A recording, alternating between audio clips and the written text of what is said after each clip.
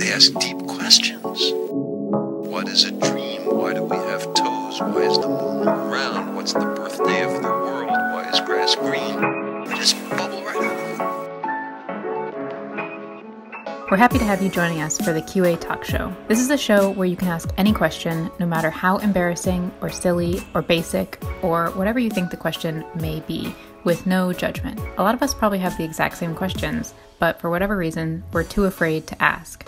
Each show will focus on a different topic, invite your questions, and be joined by guests to answer your questions. This is a non-judgmental space. In this show, we're talking about how you can grow your own food from home, no matter how much green space you have. We are speaking with Becky and Craig from Ragman's Lane Market Garden and Becca from 5 Acre Farm. Both are small-scale farms in the UK. Becky, Craig, and Becca answer a bunch of questions about how to get started growing, what supplies you need, what food is easy to start with, and how to scale up from there. As always, if we don't answer your question or if you have more questions, make sure to send them to us and maybe we can do a part 2. So let's get into this episode 2 of the Q&A Talk Show. I'm Craig Harding. I'm Becky McKay. We run Ragman's Lane Market Garden. But I think we kind of fell into it. We're both from urban backgrounds. I'm from North Manchester. Craig's from Crawley, just outside of London. So we don't have like any family background in growing. It was quite a change of career for the pair of us, I think. My name's Becca and I'm the grower at 5 Acre Community Farm. My first job was picking tomatoes when I was 15 and then did a permaculture course and had an allotment and was like, ooh, I like this growing stuff. Maybe I prefer to grow the veg rather than sell the veg. I decided I wanted to grow food and thought, well, how do I do that? How do I be a farmer? I thought, well, I'll just go and work on a farm and then I'll pick it up from there. Okay, well, for someone maybe living in a city without access to a lot of green space or just with a small area where they could put some pots or containers, what would the first steps you would recommend that person take to start growing their own food as well? Grow what you enjoy. If you had like very little space, the easiest things, like you could sprout seeds. That's really easy. So that's just like put seeds in a jar, put water in there, let them soak, and then sort of just swill them out every day. And then in about between 3 days and a week, you've got sprouted seeds. And that's really easy. Yeah, sunflower's a good one for sprouting. Peas. All the kind of like rye grains and barley Grains, and and it's the whole kind of when they sprout, you have access to nutrients that you wouldn't access when it's just a grain, because they're responding to light and moisture. It's got like a vitality to it. It's coming into life from something that's been dormant. It's like a switch. The seed initiates with its reaction with the water and the light. So that's how you then get to access those nutrients that are like packed in there. The seed itself has got to release them before you can access them as well. Next level up from that would be like doing microgreens. So you get like a seed tray, put a tiny bit of compost in there, whack the seeds in, water it every day, and then you get, like cress basically, but all sorts of things you can grow like that. You could just, have containers and have salad and things in, because like salad's pretty straightforward and you don't need like a large amount of soil to grow salads. But other things that would work well in containers would be, so lettuce, spinach, chard, beetroot, like round carrots, turnips, rocket, that sort of coriander, herbs. That's all pretty straightforward in relatively small containers. I'd say the biggest thing is to start small. Just start with a few and see how you get on, because you can get overwhelmed. Collect pots. So get yourself something to hold your medium, basically, and then you find yourself a medium, so you compost what you're going to be growing in, most likely compost. You can get that from your garden centre, or again, maybe talk to some community projects. That's what you're going to grow in, and then you're going to sort your seed. You can order it online, or there's often, you can buy it in the co-op, you can buy it in the garden centres or the B&Qs. And those are your basic ingredients, I suppose. Just something to hold a medium, your compost, and then your seed. Yeah, so that would be your equipment needs. Finding out where your sunny spots are in your house. And have you got a sunny window? Have you got a balcony? Have you got a yard? Windows work well. Just got to figure out, are you getting sun in that window? Because that's going to change what you can grow. So do you end up like, can you see the sun out that window at certain times of the day? That you're going to figure out which way are your windows facing. That will help you decide what sort of plants you're going to grow, because if you don't have a lot of light, which not everyone does have a window of a lot of direct sunlight, you're going to want to grow things like leaves. If you're indoors, you could grow basil and parsley and coriander and salad leaves, lettuce, mustards. They'll do well, or they'll do okay without direct light, and so you'll have a good result with that. Whereas you might not try growing tomatoes or aubergines or something like that. There's a lady called Alice Vincent who's on Instagram, who she does quite interesting things growing in those bags for life. So you can fill with compost, and if you've got enough light on your balcony, you can grow tomatoes and stuff, and then because the bags have got handles, you can move them around as well. So there's a few growers I know who track the sun, like if they're able to work from home, they'll move their plants around for the day to find the best light, which is dedication. It's very dedicated to your plants, quite impressive. And then there's a food writer called Claire Ratanen, who's also on Instagram, and she's just there's a book coming out in August called How to Grow Your Dinner Without Leaving the House, which I think would be a good place to start for people looking to grow at home, because both Alice and Claire they started in London, and in very balconies and windowsills. Community gardens are a really good place to start, because obviously you've got the exchange of knowledge, you're with other people, you've got the space. So if you can find that in your local area, and hopefully we're going to focus on that more and more with what's happened with the pandemic, and realising where our food comes from, and having a resilient food network, and just the mental health positive aspects of growing your own food and growing as part of a community. Trial and error, and community garden projects are always great too. What kind of crops, either in a community garden setting or at home, would be most practical for somebody who's just getting into it to start growing? And probably an important part of this would be something that grows quickly, so people see their result right away and get excited by that. I would say herbs, like your coriander and your parsley and basil, lettuce. Basil's a bit more challenging though, because you do need the heat to get it to germinate. So if you do want something, parsley, coriander, and then edible leaves, like lettuce, mustard, and they're all leaves that you can cut and come again if they've got enough fertility in the medium that they're growing in.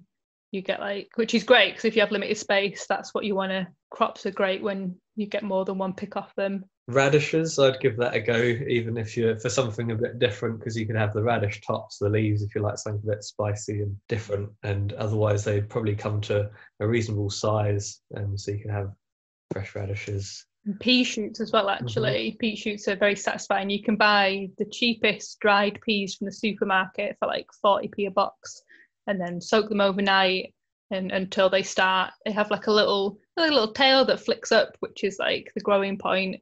And then you can eat the pea shoots, and even if they don't become actual pea pods, the pea shoots are really delicious, and you can cut them and they grow back as well. So pea shoots are a nice fun one to start with as well.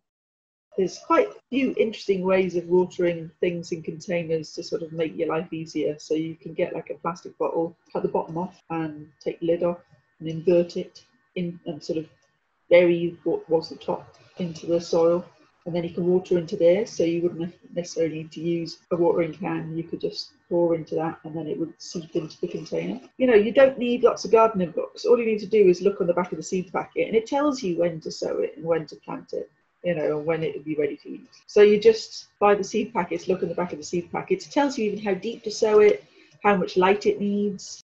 Okay, well, for someone who's maybe thinking about moving to have more space, or somebody who's already living somewhere where they have more green space, like a bit of a yard, how would you recommend that they scale up from having a few indoor herbs and sprouting and just sort of getting into it and have some success and excitement about it? What would be your recommendation for the next steps they would take? Start small, cut a little square out your lawn. Don't make it wider than a metre, because you want to be able to reach the centre of it easily. And just start with a small patch, Start with 1 metre by 3 metres. So just try a bit of everything that you want to grow, what you like. And don't be disheartened when things go wrong, because things always fail. That upturned bottle I was talking about earlier, that can be really useful if you flip it up the other way round. And so the bottom that you've cut off, if you stick that sort of over your plant when it's really small, and it acts like a little tiny greenhouse and protects that little seedling. Do you have soil? Can you amend the soil to make it good to grow in? Is it already quite good soil? And then again, yeah, if you don't have any soil, then you can contain it somehow. I've seen people use like what I call dumpy bags or ton bags. You get them, they're like single use only from building sites. A lot of those are floating around. I've seen people fill those with medium and have, you know, quite a good sized garden. You can grow out the side of those as well. True. Because they're made of fabric. You can pierce the sides and have things growing out the sides as well as the top. You can get tyres. There's an abundance of old used tyres that are piling up. Yeah, there's lots of creative ways. There's lots of resources out there. You know, if you do have a garden and you've got some grass out the back and you want to turn it into, you can cover it with cardboard, save up all your packaging, and cover the garden with, put some muck down, chicken muck, horse muck, cow muck, any compost or seaweed, whatever sort of fertility you've got in your local area. You can chuck that down and then put some cardboard on it and leave that for 3 or 4 months, depending on the time of year, and you'll have like a bare piece of ground that you can sort of start from scratch with. Soil biology loves it as well. You'll sort of activate any worms and microbiology.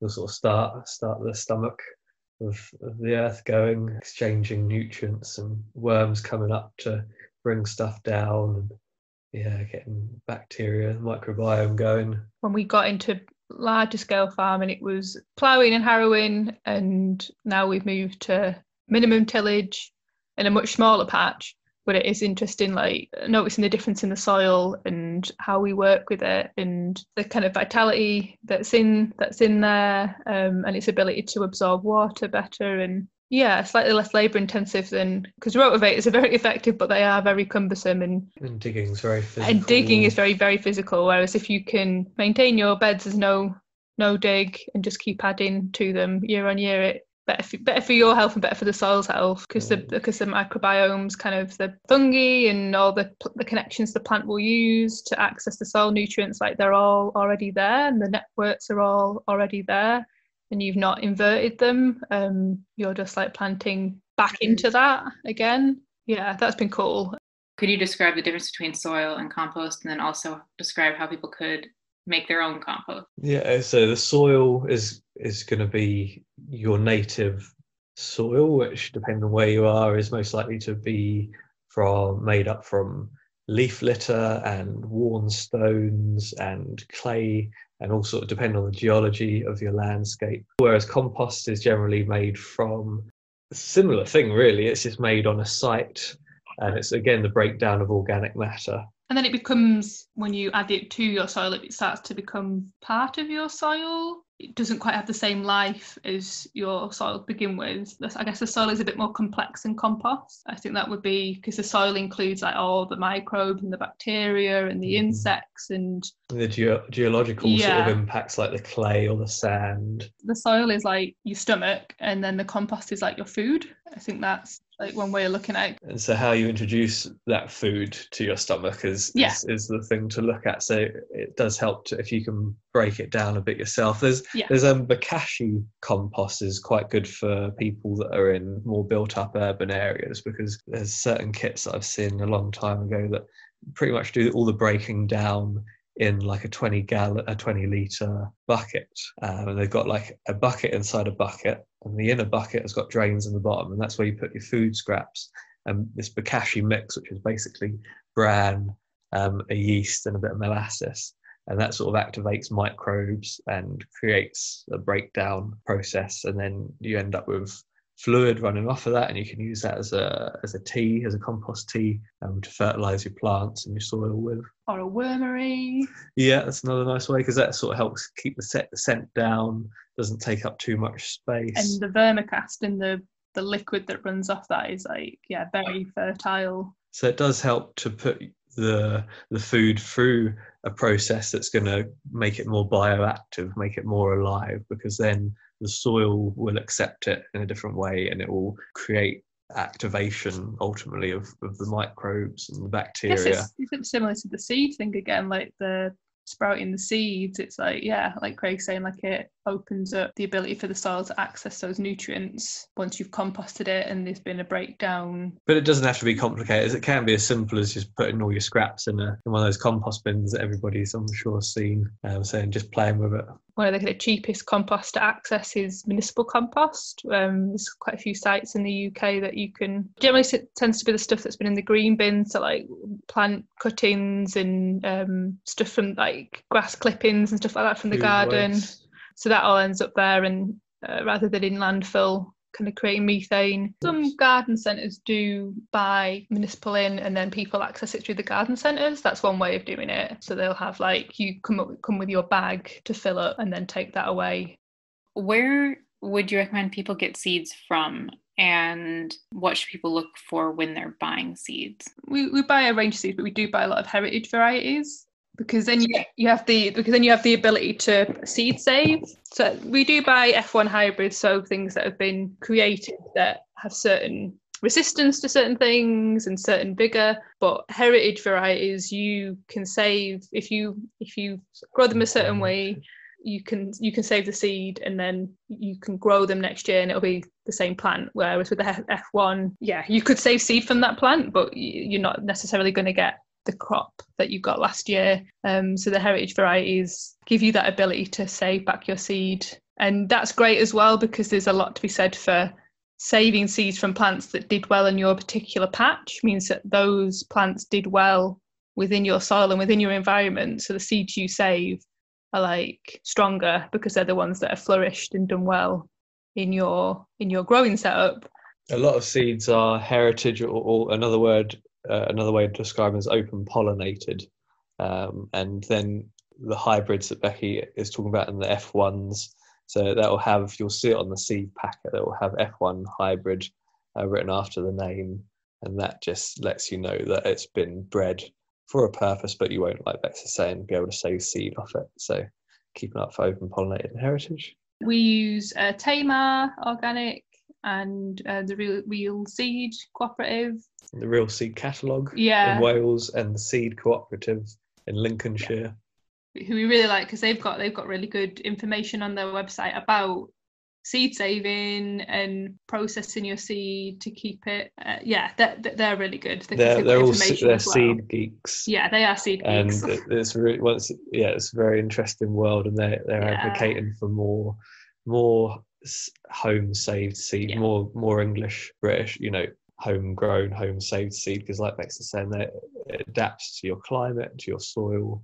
A lot of the seed that we're growing with is imported because there's not a culture around our seed, and it's also been chased out by big agribusiness, big seed companies that want people using F1 hybrids or Terminator seeds that you can't save, and then you end up reliant on them. Yeah, which is what certain companies want. They want a dependent consumer, whereas these companies, the Real Seed Catalogue, the Seed Cooperative, they want independent consumers. They want people that can look after themselves and help them keep genetic diversity within our seed and within our food.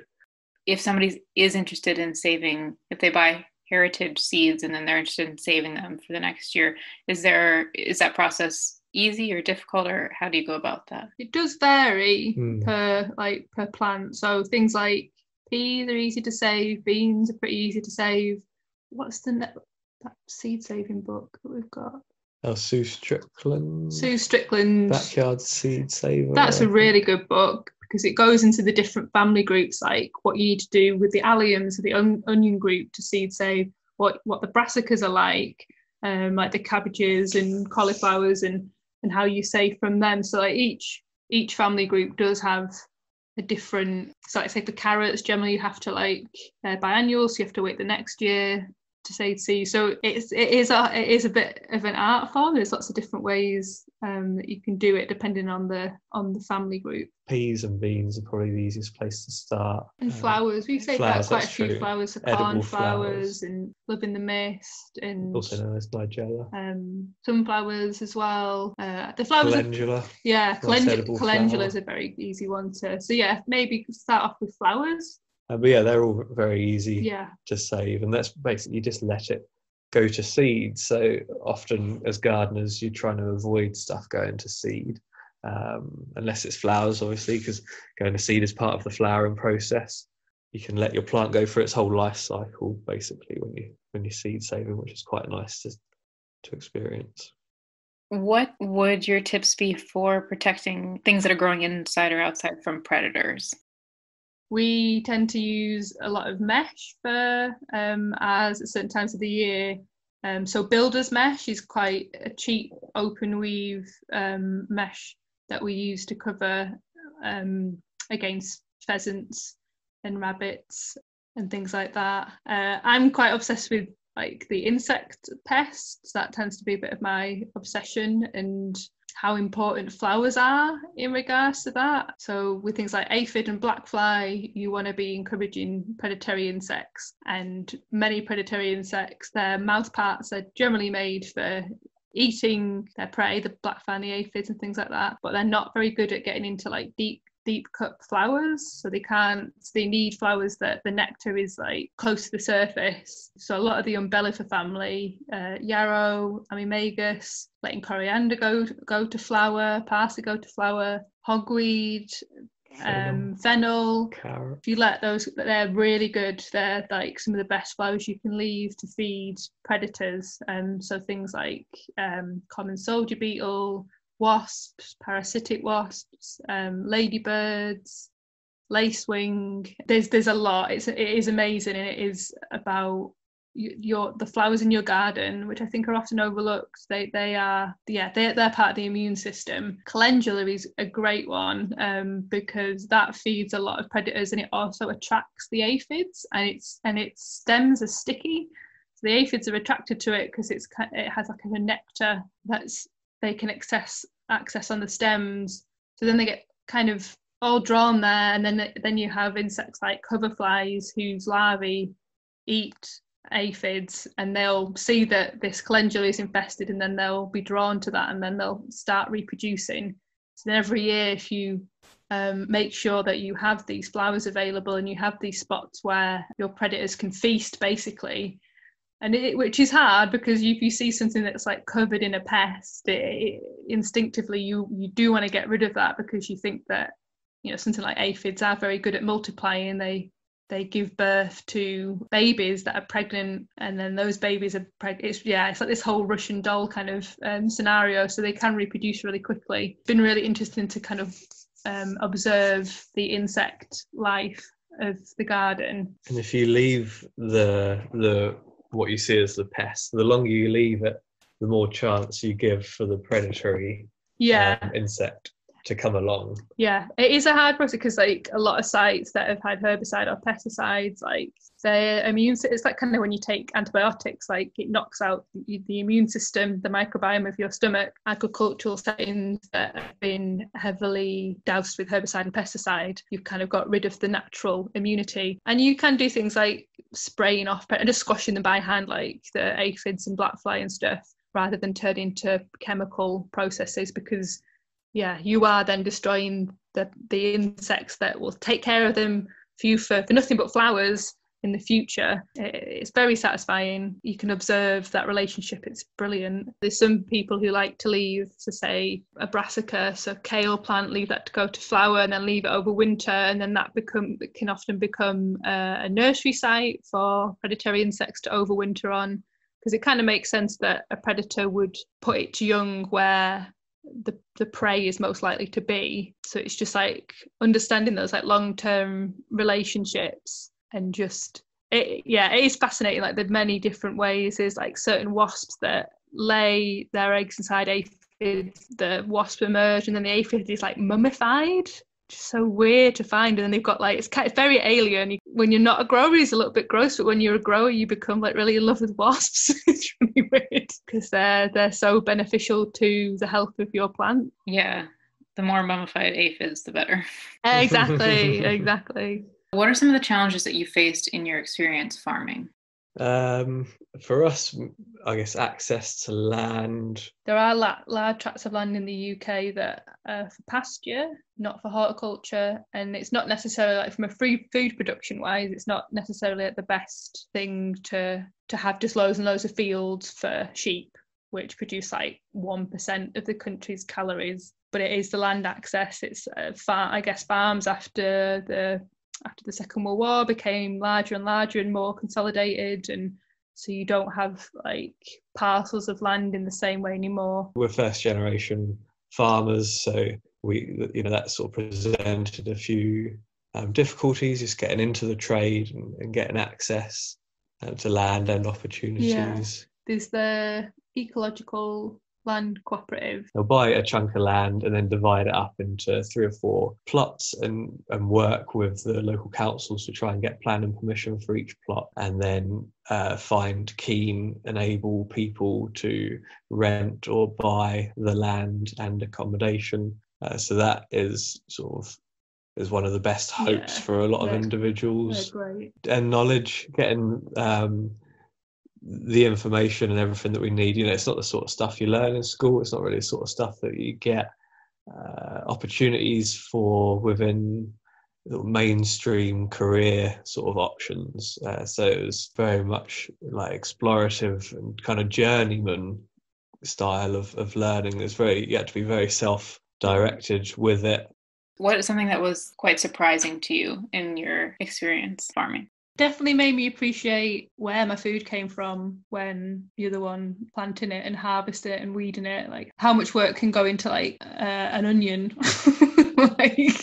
and then realizing how cheap food can be in certain and thinking about what it's taken for that to be so cheap. I think getting into growing just really opened my eyes, the effort it takes, and how the skill as well. Like you're kind of at this kind of, I don't know, this narrative either that the machines are doing it or I think especially in the organic setting, you have to think about a lot of different things, about seasons, crop rotations, about your predators and what you need to do for them, to take care of your pests, harvest times, like the most efficient way to do things, staffing, seasons, what the weather's like. You're very much at the mercy of the weather. And you notice that, I think, being in a line with like the seasons and the weather, like so much more than you ever have been in your life is quite eye-opening. One of the things that surprised me most was probably I got into it to learn a few things, and I thought I wanted to just feed myself, but then just how all encompassing plants can be. And I'm probably surprised by how much of my life is now taken up by plants. It is my main focus, which I didn't really anticipate. Like how captivating and how interesting and how it would keep my attention for 8 years and counting. That was probably the biggest surprise. Constantly surprised by how it all works and amazed that you can kind of grow seeds and they turn into these like massive sweet corn, and it just blows your mind really. Constantly in a state of surprise and wonder, and hopefully other people might sense that too once they start growing things. The ability that you can just take something, plant it, and then have a meal a few months down the line and you've grown all that. It's just pretty amazing, isn't it? I can imagine taking one step at a time, like learning what you're doing as you go, you slowly start to realize how little you actually know about everything, down from like a small little, one plant down to like the ecosystem of the whole planet. And you'll never learn it all. That's the beauty of growing. It's like you're never going to learn it all. And that's like, as humans, that's what keeps us alive, I think, like the learning and the new knowledge and the new experiences. And you're never going to know it all. It's like impossible, which definitely keeps you captivated. We hope you enjoyed this episode of the Q&A Talk Show. Tune in 2 weeks for the next show, and we'll speak to you then.